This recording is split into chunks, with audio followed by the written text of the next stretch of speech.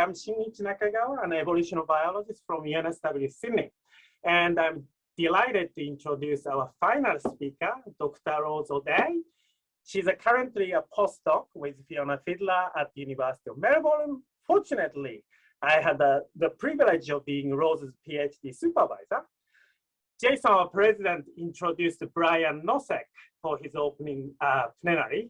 And Jason said Brian needs no introduction, as Brian is very famous among the meta science community. Actually, Rose is very famous among Australians, not quite for her meta scientific prowess yet, but she's known for being the third ever professional female Australian Football League, AFL, umpire. When she joined my lab around 6 years ago, at that time she was on television all the time, and she was umpiring at the AFL halfway into her PhD. Pretty amazing, I think. Actually, Brian Nosek and Rose met 6 years ago when Tim Parker, many of you know him, the president of SOTI, organized an open transparency workshop for ecologists and evolutionary biologists at the Center for Open Science. I think that was 2015. This is when credibility revolution was starting to gain momentum. I think Rose will tell you about herself a bit, so I will just share one story to finish off. One day we were together preparing a fish experiment, not fishy experiment. Fish experiment is what we do. And she told me her high school graduation wish was to go to Skeptics Conference in Sydney. So she went to the conference with her mom. Most high school graduates would instead go to the beach and party for schooling week. Then I thought that Rose was born to be a scientist, or actually meta-scientist. Indeed, Rose is one of the most critical and sharpest minds I've ever come across. Anyway, I think I've embarrassed Rose enough, and now over to you, Rose. Thanks, Shinichi. Indeed, that was very embarrassing. I hope that you can't hear one of my neighbors is doing drilling, which is quite ill-timed, but hopefully the microphone doesn't pick that up. Okay. That's all good. Yeah. Am I sharing? Yeah, it's looking good. Can you see my slides now? Yeah? Yes. Yep. Okay, great. Let me just adjust my little Zoom view here. All right. Okay, thanks everyone for tuning in, especially the people who've gotten up very early. Thank you, Alfredo. To begin, I'd like to acknowledge the Wurundjeri people of the Kulin Nation, who are the traditional owners of the land from where I'm giving this presentation today. I pay my respect to their elders past, present, and emerging. Part 1, expectation management. This is the story of the choices we face over the next 10 years. As people who care about meta research, what path are we going down? There's 8 parts to the story, and you'll be able to tell which part we're in by looking to those guides that are on the top or bottom of your screen. I feel the need to warn you that this story contains no original ideas while reiterating long-standing complaints. I will simplify and generalize. My view of meta-research is more or less restricted to academia, to wealthy public universities, to the life sciences, and to being a student or postdoc. So because I'll be projecting from my own experiences, I'll start by giving you this brief explanation of how I came to be here. I go into undergrad idealistic about science. I did not expect so much published science to be irredeemably awful. I didn't take history and philosophy courses, and I'd never even heard of the sociology of science or scientometrics or science and technology studies, none of them. By the time I start my PhD, I'm a bit less idealistic than in undergrad. I did know about the Center for Open Science, and I was aware of problems like low replication rates and publication bias. But I saw those flaws as fixable at the individual researcher level. I worked hard to conduct what I thought was a rigorous lab study using a model species. But once able to read critically enough, it was clear I wasn't being theoretically rigorous. I was doing premature hypothesis testing. I was dabbling in one of those fashionable, more research needed conceptual frameworks, which got popular because the cheap and fast empirical paradigms fit easily into the constraints of a PhD program. But more research wasn't needed. We needed much less, but better research. After that revelation, I spent the last 6 months of my PhD in this fog of self-indulgent existential angst. And it's at that time that I registered myself for the first AMOS conference, which was held here in Melbourne 2 years ago. I thought it was wonderful. My investment in science and research wasn't wasted. I would pivot to try to make things better. So after submitting my thesis, I visit Melbourne and I email AMOS's founder, Fiona Fiddler, asking to meet up. Subject line, Meta Research Chat. That AMOS meeting gave me this renewed sense of purpose. It's where Tim Parker brought together people to discuss forming something like the Society for the Improvement of Psychological Science, but for ecology and evolution people. A year of Zoom meetings later, we launched SORTI, the Society for Open, Reliable and Transparent Ecology and Evolutionary Biology.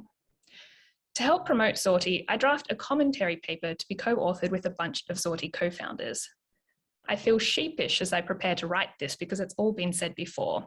It's not just that it's all been said before in other fields, in journals we don't read. I mean, it's all been said before specifically in ecology and evolution journals. There's nothing new to say. But we say it anyway, emphasizing the need for institutions to change their incentives, that we need better theory development and transparency is a means to an end, but we shouldn't confuse it with the end goal. The centerpiece of that paper was this figure, which depicts a researcher being pulled away from our idealistic values of how science could be conducted by the big bad fist of institutional incentives. This is why we need communities like SORTI, the paper says. If we work together, we can have the power to change these incentives. There's two things I want to note about this paper because they're central to the themes of this talk. The first is that through the drafts, edits, and comments, there was gentle disagreement among us co-authors about how to strike the right tone, the right balance of critique and optimism about who the target audience was and how best to get those people on our side. And I didn't have empirical answers to those questions. The second thing to note is that although we talk about advocating for institutional change, the details were vague. Most of my ideas about collective action were shaped by the 1998 film A Bug's Life, and that was pretty light on structural power analysis. Still, I'd assumed that we'd work out the details later. But another year's gone by. I've learnt more about meta-research. I spent a lot of time on SORTI, yet I don't feel closer to knowing how to actually change things, how to improve incentives in science, who the target audience should be, and how to get those people on our side. So that fog of existential angst I was in towards the end of my PhD, that particular fog has lifted, but another fog is descending. Part 2, Dissatisfied Exit. Well, I said I was going to simplify and generalize. So within a scientific field, I think we have three types of people. You've got this big disengaged camp. Most people are just getting on with things. When it comes to the open science discourse or what philosophers have to say or any of these epistemic debates, the disengaged are unaware or apathetic. Then you've got the traditionalist camp, people who are aware of critiques of how research is done, but they disagree with our conclusions. They think it's working fine or as good as it can be, and they will resist attempts to change it. Finally, you've got this dissatisfied camp, people who are unhappy with how things currently are and want them to be changed. I'm putting people who care about meta-research into this dissatisfied camp. So what do we do with our dissatisfaction? To answer that question, I'm going to tell you about a book I'm currently in love with called Exit, Voice and Loyalty, Responses to Decline in Firms, Organizations and States by Albert Hirschman. This was published in 1970 and it's a really short book. I found it simple and easy to read and fun to think about because you can relate it to pretty much everything. I'm a bit worried that means we're in popularist, Gladwellian, grand unified theory territory, and I'll later regret this public declaration of love for the book, but when I Googled it, I didn't find much criticism, so here we are. Exit, Voice and Loyalty is about this choice we face when we're unhappy with something, like something we're buying or a group we're a member of. In our case, we're unhappy with aspects of how research is conducted and rewarded. You can actively flee then, and you can actively stay put. When you're unhappy, you can exit or you can stay. If you stay, you might elect to use your voice to fix what it is you're unhappy about. Hirschman describes various aspects of how exit and voice can act as corrective mechanisms, or they can change nothing, or they can make things go from bad to worse, of how the interest of individuals and the interest of management come into conflict, and of how when you have camps with different ideas for what makes something good, like we do in research between the dissatisfieds and the traditionalists, management might lean more towards one side than the other if it's going to make the lives of management easier. The second half of this talk will focus on voice, but for now, let's turn our attention to exit. What does it mean to exit in research? Well, we can consider different types of exit. There are institutional exits where you decide to opt out of one kind of institution and into another, like you might change universities or stop applying for funding from a particular funding agency or stop submitting your papers to certain journals. Then there are these bigger career exits where you leave a whole class of institutions behind, like you could exit out of academic research into industry, or you could exit out of research entirely. And there are these smaller disciplinary exits where you stay within the same institutions, in the same career model, but you switch to working on something else. No matter the kind of exit, the more dissatisfied you are, the more likely you are to leave. That means that within an institution, a career, a discipline, you will get selection away from those who are dissatisfied, a demographic shift towards the traditionalists. By raising awareness of problems, of things to be dissatisfied about, the meta-researcher might be increasing exit. Part 3, increasing exit. We often try to engage the disengaged by educating researchers, running workshops, giving talks. If you can convince people that research institutions should be changed, then you can recruit people from that disengaged camp into our dissatisfied camp. The people in the disengaged camp are who Hirschman called unconscious loyalists, and he argued that unconscious loyalty towards an organization will be more common when you have to invest a lot in order to become a member. Quote, "The severer the initiation, the higher will be the degree of self-deception. That is, the more fascinating will the boring activities seem to the member." I don't know how well this idea has held up since 1970, but I like it because of that confusing feeling where other people appear engaged by a book or talk or paper that you find boring. You might be having that feeling right now. I also wonder if this is part of the reason that early career researchers seem to be more fervent in their dissatisfaction, that they might be a more receptive audience for change. As you become more senior, you're investing more, increasing opportunity costs, maybe uprooting your life several times over in search of that permanent job. And then some meta-researchy type person comes along and tries to convince you that a lot of what you spent your time on is, to a rough approximation, pointless. It's a tough sell. But if the sale goes through, if we convert a disengaged to a dissatisfied, we then face the problem of retaining that person in our camp. What's to stop them from leaving and doing something else? Perhaps that's why there's so much emphasis in these awareness-raising campaigns of empowering researchers, staying positive, providing the tools and resources to help you improve the quality of your own research. Along those lines, I first saw this graphic in a talk by Brian Nosek in April 2019, and if you went to the session on badges yesterday, you would have seen a variant of it. Make it possible for researchers to do better research, make it easy for them to do so, and build communities around making it common practice. We're all learning together. Like an advertising agency, you're introducing a problem at the same time as selling a solution. And by building communities and making it feel rewarding, I'm guessing you do at least partly counterbalance that increase in dissatisfaction that leads to exit in the short term. But in the long term, I still think exit wins. I think exit wins because the solutions sold to us, the ones targeted at individuals, they fail to address the institutional problems. We're working harder to make our research more transparent because that's meant to be a means to the end goal of higher quality, more reliable research. But unless institutions restructure who is paid to do what, to hire people to do that work of science maintenance and error detection, not just innovation, to do quality control based on the available information, then the transparency won't matter. Basically, it doesn't feel like enough is changing to move away from the fast-paced pyramid model of academic scientific careers. Those individual solutions sold to us then start to feel hollow. The dissatisfaction creeps back in, along with the contemplations of exit.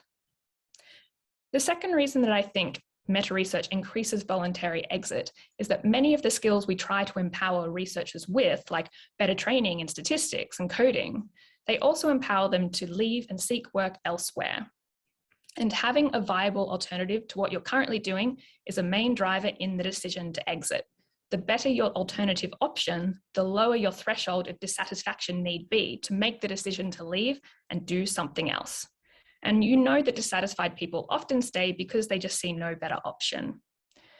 For example, this paper surveyed early career researchers in Australia. And one of the survey questions asked, Why have you chosen to stay in academia despite the downsides?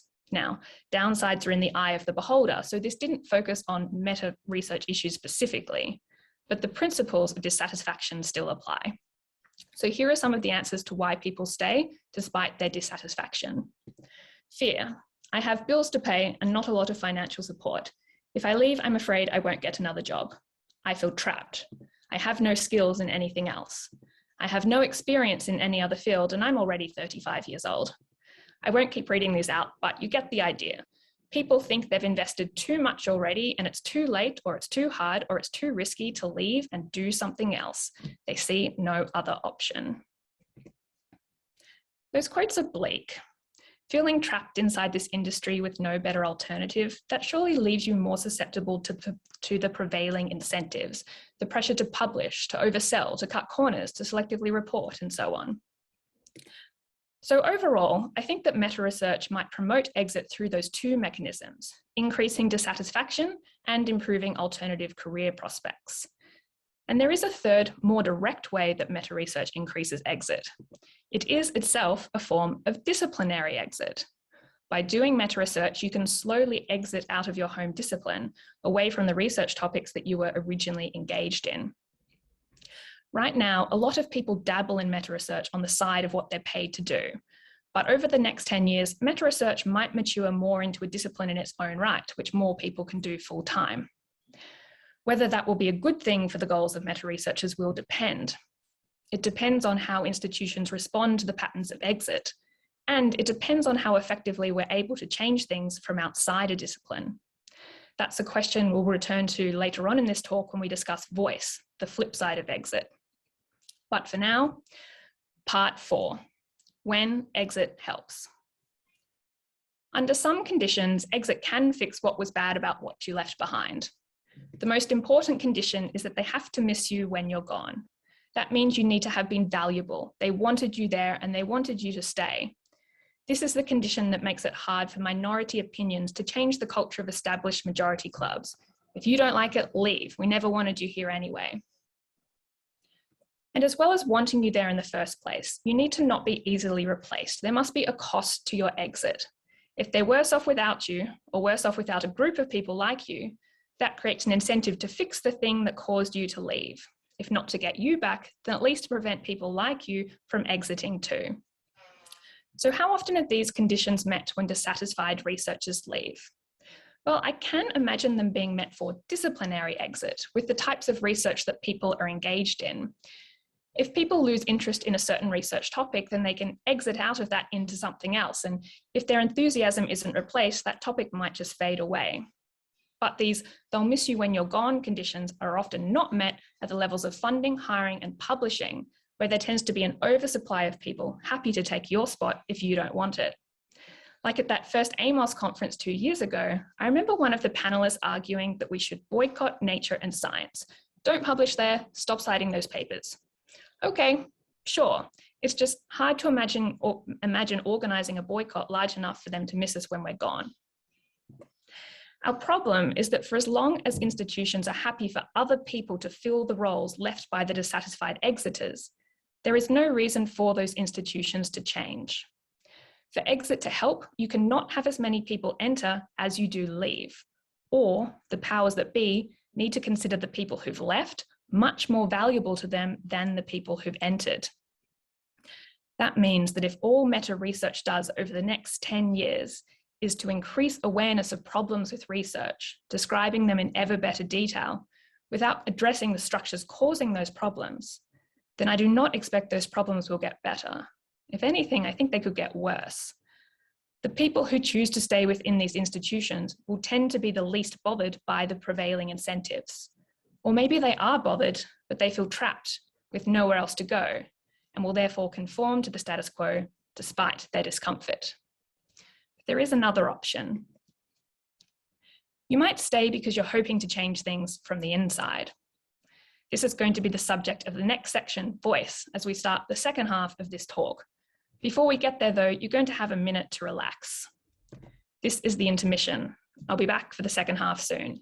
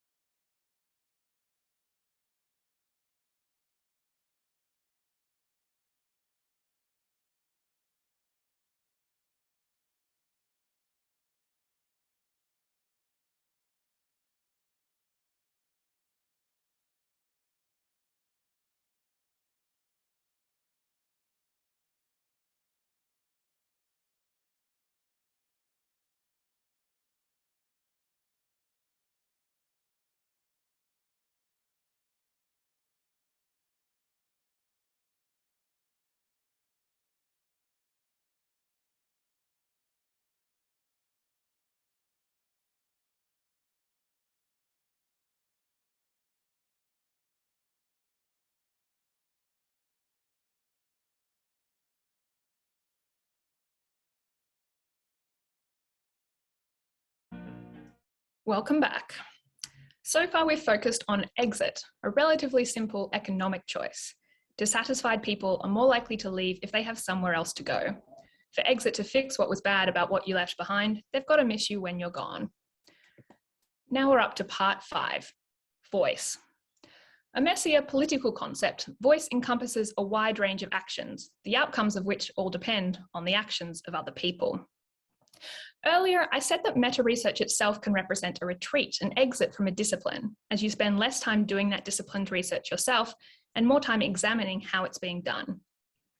But as well as being a form of exit, meta-research is clearly a form of voice. It's arguing that things should be changed, suggesting specific ways to change them, and hopefully evaluating which changes bring about the best outcomes.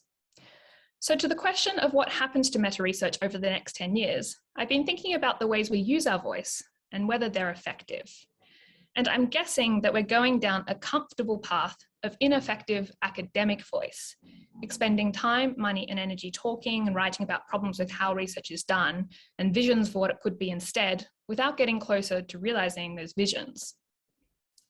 The other week, I was reading an interview with Jesse Armstrong, and something he said reminded me of this comfortable path.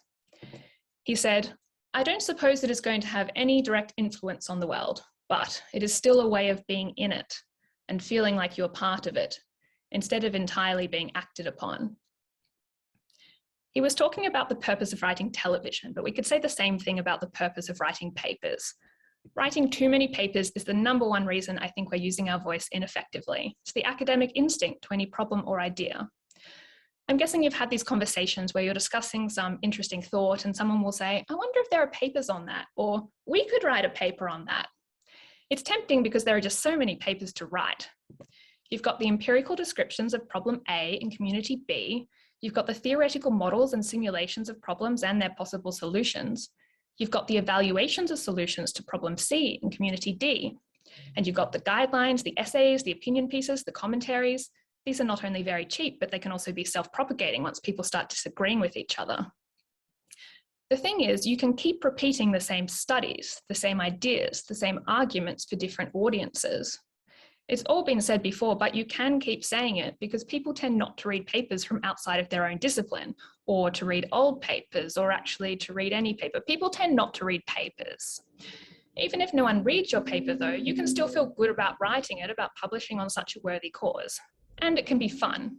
In the process, you probably worked with or at least spoke to interesting people who you enjoyed talking to. And if you're still evaluated on your publishing metrics, which a lot of us are, you get a boost to your resume. Win, win, win. As an example of this paper-centric way of thinking, check out these lines from one of the meta-science talks that happened in September. This was from the session on how biology differs from other sciences. Quote, "I think we need to train a new generation of meta-researchers in biology to help them refine the methods for their own field. I find students get very excited when I tell them they can get papers out of this. This is not just something that they do in the back room, the back office. They can actually get publications." Let's not repeat the same attitude we're so critical of in research in general, treating publication as the goal. If we spend the next 10 years hoping the world will change because we wrote that it should, we will have wasted 10 years. Just ask the climate scientists. But maybe this is all that we know how to do. That's the second reason I predict we're headed down the path of ineffective voice. I don't think we know how to be effective, and we don't spend enough time trying to figure it out. Part of the problem could be that we have different ideas of what being effective means, different visions for what a healthy research ecosystem should look like, of which changes to prioritize and which to sacrifice if different ideas come into conflict and trade off against each other. So when we have these disagreements over things like style, tone, emphasis, the right way to go about criticism, we could be partly disagreeing on that ultimate goal. But even if we agreed on the destination, I still don't think we'd know what to do to get there. When I went to that first AMOS conference in 2019, I kind of expected to hear more about this. I thought because meta-research seemed to be full of psychologists, there would be less, "This is why people should change their behavior," and more, "This is how to change people's behavior." So more and more, I'm thinking that we need to look further afield and talk to different people. Maybe we should be talking to people with more practical, less academic experience in changing institutions. So as I was panicking in the lead up to this talk, as well as reading Exit, Voice and Loyalty, I also listened to this audiobook by the American Union organizer Jane McAlevey. And this made me think that in meta-research, we do mobilizing, but we don't do enough organizing. The book says that organizing is strategically expanding your base, listening to people who don't agree with you to build unity and solidarity around a shared goal. McAlevey says to organize, you need a credible plan to win, which is backed by a comprehensive power structure analysis. Mobilizing is earlier on the path to organizing. That's when you're bringing together people who already agree with you. What we're doing here today, this is mobilizing. And technology has clearly made this easy to do across borders and time zones. So you can get what seems like a lot of people on your side, but they still might only be a tiny fraction of the workforce at the institution that you're trying to change. As we mobilize, we read each other's papers. Well, no, we don't. We download each other's papers, we attend each other's talks, read each other's blogs, follow each other on social media. And by talking to each other, we feel less alone. We form a community. It reduces our sense of dissatisfaction with our day-to-day jobs. I'm guessing a lot of us are here because we enjoy this feeling of community. For me, it's definitely been the most rewarding aspect of volunteering for Sortie. Hirschman recognized this appeal of voice. 10 years after the publication of Exit, Voice and Loyalty, he wrote, "We all know that participation in a movement to bring about a desirable policy is, and unfortunately, may be for a long time, the next best thing to having that policy." Mobilizing has its benefits. It reduces dissatisfaction, which makes us less likely to voluntarily exit. So maybe it slows that demographic shift towards the traditionalists.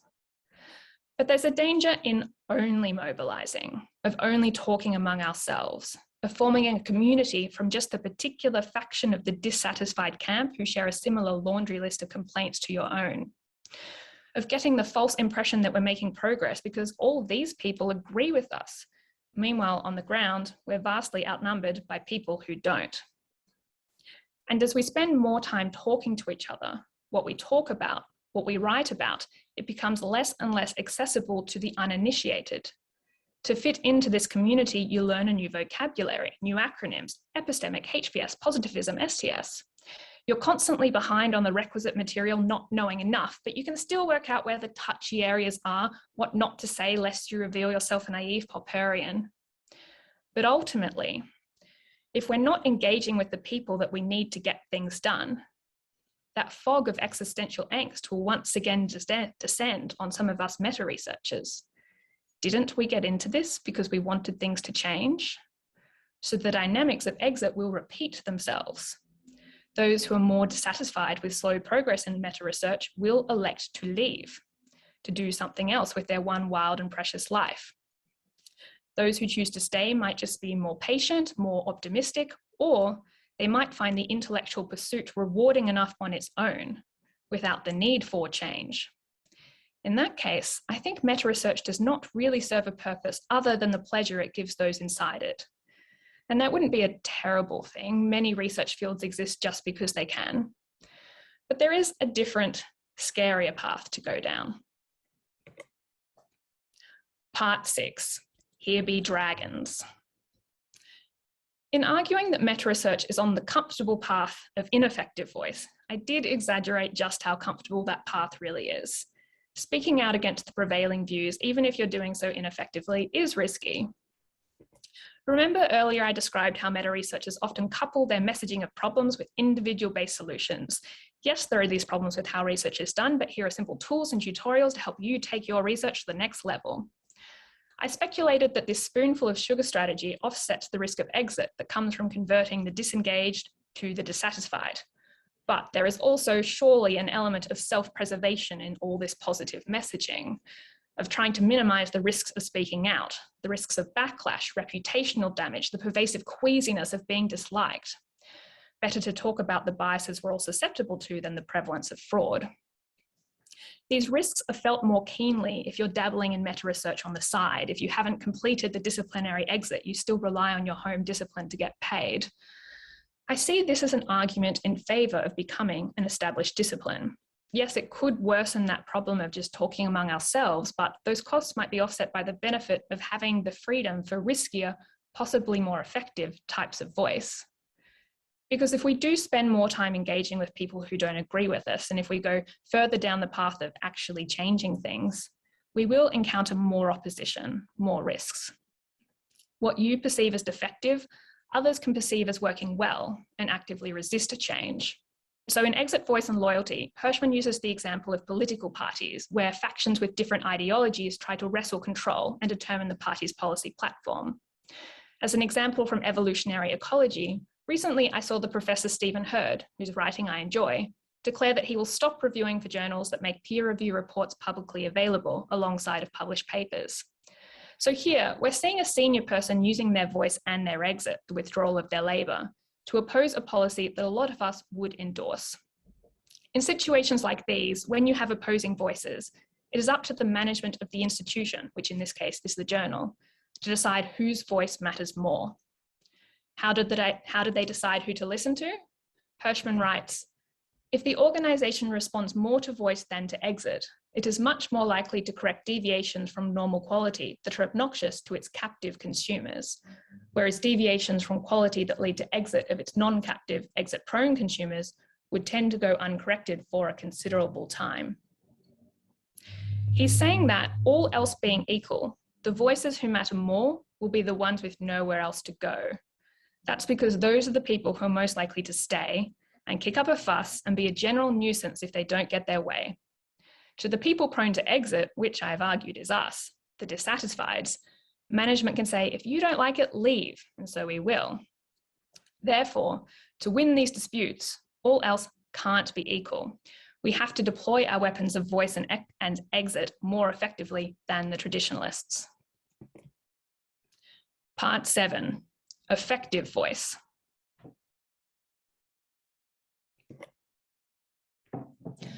At what point is one more effective, besides being more at peace with oneself, fighting mistaken policies from without, than continuing the attempt to change these policies from within?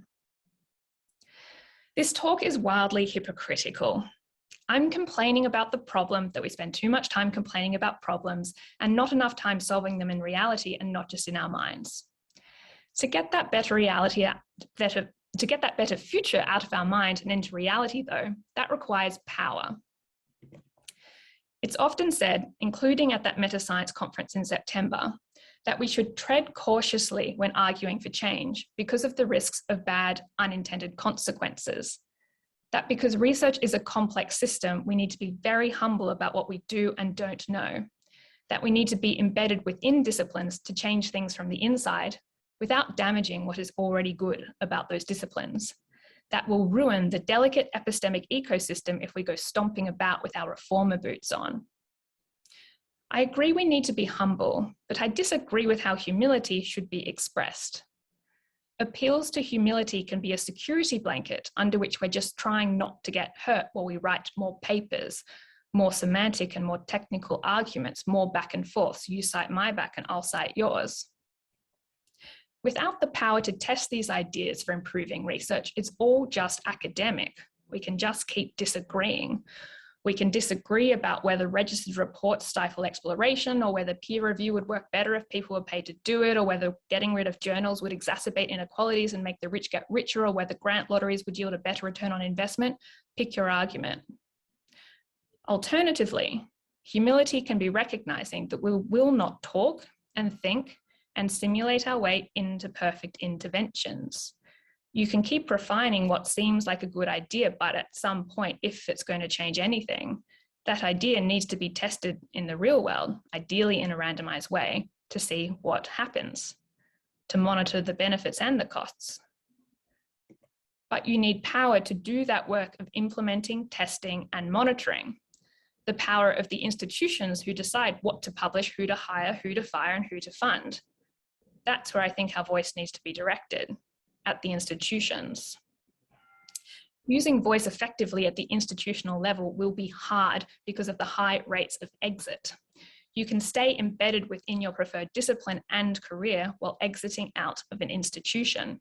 Change employers, submit your work to different places, move countries, apply to different funders. If you don't like it, leave. And even if you don't want to leave, a lot of us are on short, fixed-term contracts. When you're renting on a short lease, you don't try as hard to make nice with the neighbors. So this high mobility is a barrier to us changing institutions because building organized power, supposedly, That happens at a local scale, not a global one. If you can get numbers where you are, then you can use your voice more effectively. You need local numbers because the power of voice is often locked in the threat of an exit that would harm the institution. They need to miss you when you're gone. That's why unions build supermajorities, so they can unlock the power of strikes and boycotts. And you need numbers where you are because isolated voices are easy for management to ignore while giving the appearance that they're listening to you, that you matter. Asking for your feedback when they have no desire or ability to act on that feedback. In Exit, Voice and Loyalty, this is called the domestication of dissent. Governments can render voice ineffective by assigning the role of official dissenter or devil's advocate to the doubters within the government. In the process, the doubter's conscience is assuaged, but at the same time, his position is made explicit and predictable. When you are the one person in your corridor or one of the only people in your subfield who keeps raising the same critical perspectives, you become predictable. You become that person, that reviewer. Oh, don't worry, they're always like that. In this meta-research community, we can be globally connected, but if we're locally isolated, we might just be lots of that person, domesticated dissenters. But what do you do if you just are that person, if you don't have local numbers, if you're the one person in your department who cares about this stuff and you're pretty shy and awkward and not great at dealing with conflict and just generally bad at politics? I don't know, but I think conferences like these should be answering that question. We're on the home stretch. Part 8, what next?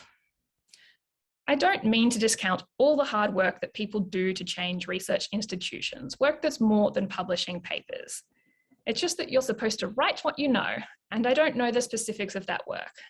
That's part of this feeling of being constantly behind, not knowing enough, but I don't think I'm unusual. I reckon a lot of us don't know how to get things done. And I felt more confident about saying this after I saw this tweet by Daniel Larkins, which said, I still don't know how medicine got to clinicaltrials.gov, but that must have been a lot of work. Yeah, I don't know either.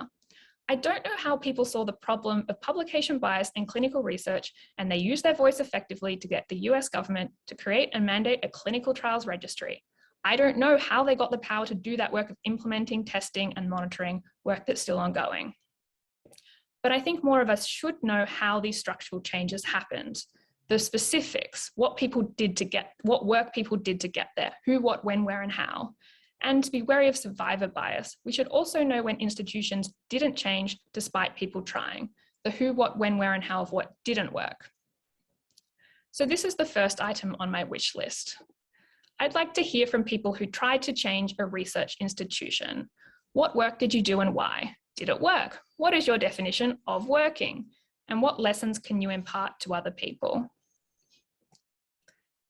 The story I've told today is that a lot of people who care about meta-research are dissatisfied with their research institutions. They want to do more. They want to help change things to improve research, but they need guidance on how. Without that guidance, if we don't teach each other strategies for change, those dissatisfied people will leave and do something else. And without the change, the institutions won't miss them when they're gone. The second item on my wish list is that I'd like to hear from people with practical expertise in political organising about how to change institutions, about which strategies are more likely to translate from one locality to another, about how to build consensus around shared goals. To apply those practical lessons from organisers, I think we'll need to get a lot more specific about our local goals. We say we want to improve research, but in what way and for whom? For us researchers, for the funder, for society? How do you prioritise within and between these groups? When you can't improve everything all at once and improvements in one group could come at the expense of another, who matters most? Usually we don't have to confront the specifics of these trade-offs. When we're working on our own or in our small groups, writing our papers, you can just skirt around the edges. Like I did in that sortie paper, you can get away with being vague, just appealing to shared values. But to make a credible plan to win, you need to know exactly what you're fighting for. Still, even after we've polished our organising skills, we've heard what did and didn't work to change other research institutions, there's still going to be risk and uncertainty in trying to apply those lessons and change things locally. So just as we need to humbly accept that we cannot know for sure what the costs and benefits of a particular proposal for improving research will be, we cannot know for sure which forms of political voice will succeed. That means we might underestimate the chance of voice succeeding and fall back on the certainty of exit. One more quote from Exit, Voice and Loyalty. Effective ways of bringing voice to bear are frequently only discovered in the course of members' attempts to use it.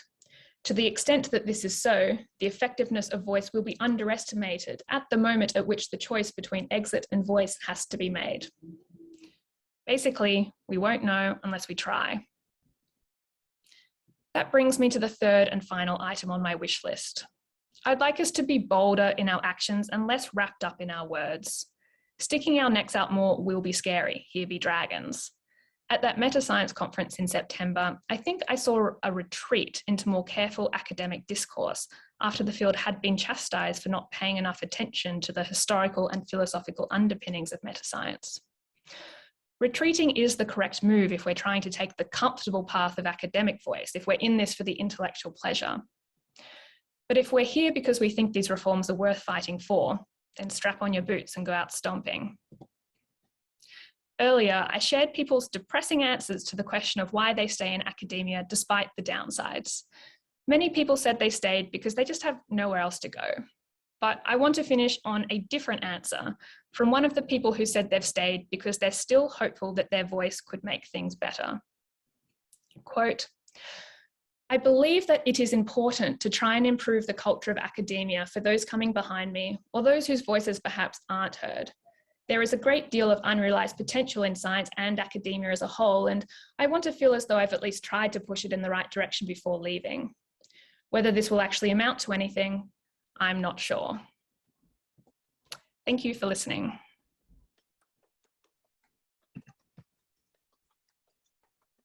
Thank you so much, Ro. That was fantastic. I'm going to put the link to that OSF page where you can get the slides in the chat. That's good. Thank you, thank you. Yeah, it's a lot to think about. There's lots of questions, but we must be something right to create someone like Rose. So let's get into question. Maybe Simin, do you want to ask question directly? I know that there is lots of questions, and I think Matt can unmute everybody. Sure. Thanks so much, Rose. That was amazing. That was such a good talk and so many practical and concrete points. There's so many that I want to pick up, but I'll pick up on one that I think there's a couple of comments along these lines about. My question is, do we know that the theories or evidence about how to change institutions are good enough to pay attention to? And so Adrian in the comments, but I just try to start a lot of fires and hope some will take. And that's kind of my approach too, is like, if I try enough different things through enough different channels, maybe at some point I'll influence someone with power and they'll make a small change. And but so should we be stopping to study the literature on how to change institutions? Obviously, I mean, I think to some degree, yes, but to what degree are you confident that that literature contains reliable insights that should change our plan of action?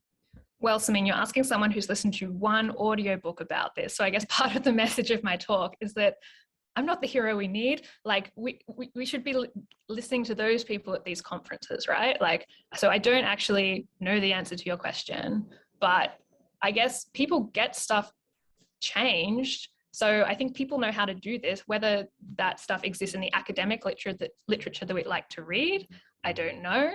But I don't know. I think that you say you just try to start a lot of fires and hope that something changes. Like intuitively, it seems to make more sense that if we direct our effort at one central goal that we're all agreeing on, that seems like it should be more effective. But yeah, I don't know. Basically, by the time we have Amos 2022, maybe we should be inviting people who can answer this question better than I can. But I guess my question is, you say people know how to do this. How do you know that? People claimed to know other things in other fields and they didn't, right? And so why do we trust these experts more? It's a similar field, right? It's a social science-y kind of thing. Yeah, I guess like, well, because changes happen, but then survivor bias. So like, what about all the times that people did the same stuff and changes didn't happen? So yeah, I don't know. That's very good. Something to keep thinking. Ariel, do you want to ask a question directly? If not, maybe Jennifer. Thanks very much, Rose. Yeah, that was an amazing talk. I think, yeah, in the chat, when you were talking about the disengaged, I kind of felt that as a term, I understand it's probably a bit of a catch-all, but I think a lot of the time the people who are disengaged are just, as I said, they're just trying to hang in there, or they're really overwhelmed. They're really just struggling. Yeah, I did say they're just getting on with things. Yeah, but I think it's actually a bit deeper than that. They're actually not. They're really, really trying to just keep it together. I say that as a person who's struggled to juggle being a parent and a scientist for a long time, you know. So it's, yeah, I don't know. I sometimes think the problems why people don't engage are maybe quite deep. Mm. Yeah, and I guess that's in some ways a rational response to looking at this situation where it often doesn't feel like the things that we do as individuals actually make a difference, which is part of the reason that I think that directing so much of our energy towards trying to ask researchers to do better, to give them that training, that feels a little empty in a lot of ways if they're not seeing those changes valued by their institutions. It's a bit like in healthcare when people sort of are overwhelmed and they're told to go to a mindfulness seminar or here's a yoga class or something, and they're like, no, that's not really it. But one thing I will do is I'll pop a link to a really great article which was published in the Stanford Social Innovation Review, and it's called The Science of What Makes People Care. And I found that quite inspiring. Thank you for a wonderful talk. Thank you. Great. Martin, do you want to go on and ask a question? Yeah, I don't have a lot to add beyond what I put in the chat, but I just, I mean, I particularly like your emphasis on voice and on mobilization in particular, because I'm concerned that in this particular environment that exit is particularly disempowered by the fact that so many early career academics exit involuntarily. And so the view of traditionalists and academic managers is just going to be everyone that exits is just because they couldn't cut it, even if they, even if they stop and know that the person that's exiting is, is highly, sort of skilled and qualified. It'll just be that'll be their template response is that they just couldn't cut it. So exit seems particularly disempowered in universities.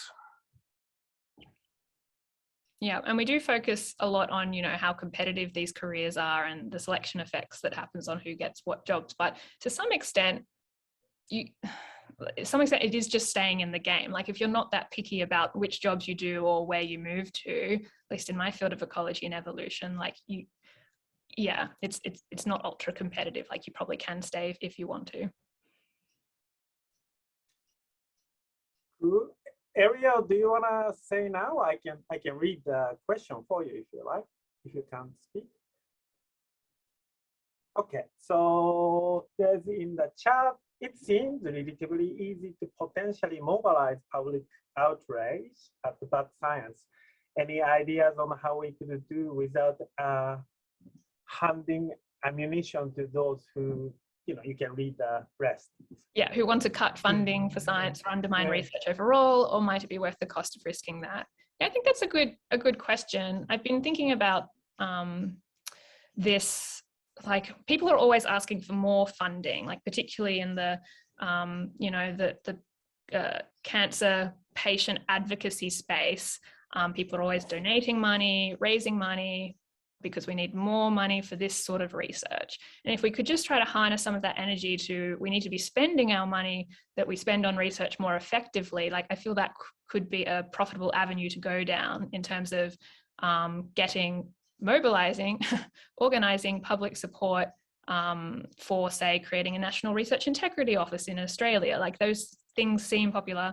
In terms of ammunition for the people who want to undermine science or cut funding, I don't know, but I think the view that we should be credible and trustworthy because of how we behave rather than how we sell ourselves, that seems to me to be a good way to go about it. That's really cool. may I ask one question? So, I have to confess, you know this, I am one of those people, oh, let's write a paper, another one, you've seen this, me doing a lot. Can we have, many of us, we are trying to do so. Yeah, we spend so much time doing this. Can we harness this energy and power to use this? We are good at this, like writing paper power. Not maybe writing. Do you have any idea? Can we co-opt our skill? Wait, are you saying how can I keep publishing so many papers but get things done? Is that your question, No, Shinichi? no, Or are you saying no, what can I do instead of publishing papers? That's right. We are very, I think many of us are fairly good at writing papers. Yeah. That's a convincing argument. Can we repurpose this energy into something else? I absolutely think we can. I don't know how, into what, but that is the point of my talk. I want someone to come along and tell me what to do. Okay. So we are still trying to find this, because I think many of us can do this fairly well.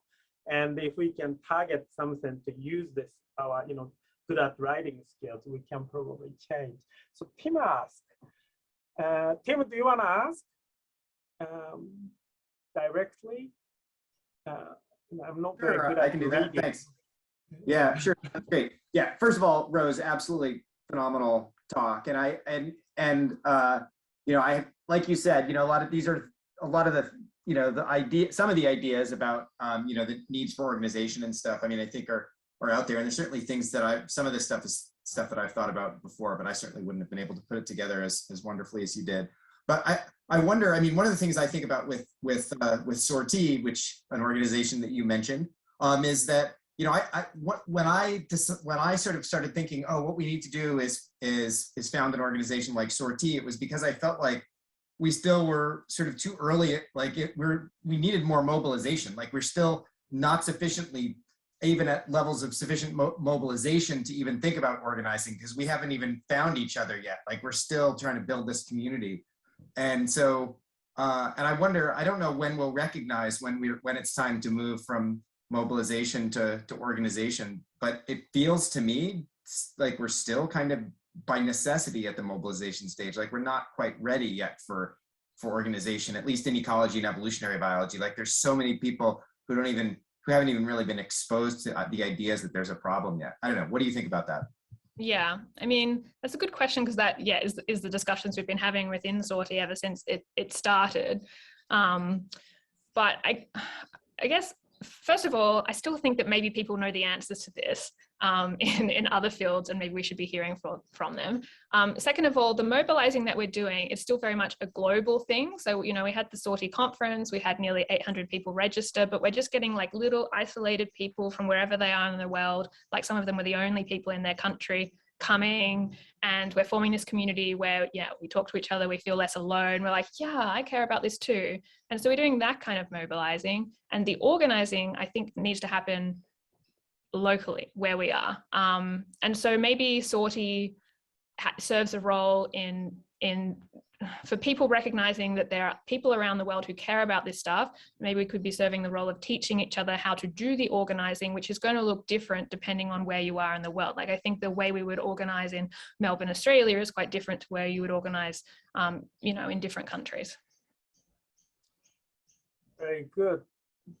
Do you have, has anybody else got any questions or replies or some good ideas what we can do? Because, Rose asked lots of questions to think about. Anybody else about questions? Just you can go ahead and say. Yeah, there's a lot of good discussions in the. I'll jump in and ask another question. Okay. Yeah. So in this discussion about finding experts, finding people who really know how to organize, there was a little bit of, some of the people who were responding to you, Rose, were suggesting, oh well, these people in these disciplines, maybe they don't know, etc. But when I was listening to you, I was sort of thinking you weren't even talking about academics. You're just talking about people who are just they're not academics at all. They're just people who are effective political organizers. Is that Yeah, right? yeah, people who don't write papers, yeah. So that's part of the reason that I spent so much time on this Exit, Voice and Loyalty. Like, that was published in 1970, 51 years ago. These ideas are not new. In Exit, Voice and Loyalty, it spends a lot of time talking about Ralph Nader, and, you know, fights for consumer advocacy. And then I went and listened to like a 1990 interview with him on Fresh Air, where he was talking about, you know, trying to get airbags in cars in the US. And so you're like, okay, well, that's a long history, airbags everywhere now, like that works. I'm talking about those sorts of people. And I think we might have to stop here. And as Rose suggested, yeah, maybe next meeting we can bring those kind of people. And please join me thanking Rose for fantastic. And yeah, I just saw in the chat, sorry, on that point, I saw in the chat people talking about unions, and I did mention that to Fiona the other day. Like, yeah, I think that we could be joining forces maybe with the unions at our local institutions and having more productive partnerships that way. Okay, thank you very much.